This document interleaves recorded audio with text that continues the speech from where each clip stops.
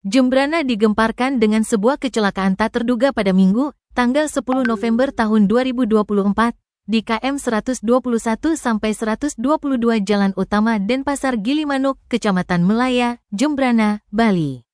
Insiden ini melibatkan Mintono, warga Kelurahan Gilimanuk yang tertimpa ranting pohon perindang setelah truk box yang dikemudikan Abdul Rofiq menabrak pohon tersebut. Dari informasi yang dihimpun, kecelakaan ini terjadi ketika truk box yang dikemudikan Abdul Rofiq asal Sidoarjo melaju dari arah Denpasar menuju Gilimanuk.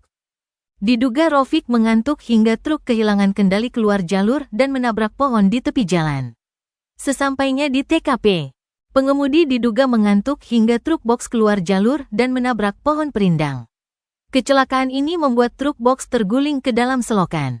Sayangnya Mintono yang berada di dekat lokasi menjadi korban tak langsung insiden ini. Ranting pohon yang jatuh akibat benturan tersebut melukai kepalanya hingga memerlukan 2 jahitan serta meninggalkan lecet di dada. Meski mengalami luka, Mintono tidak mengalami cedera serius.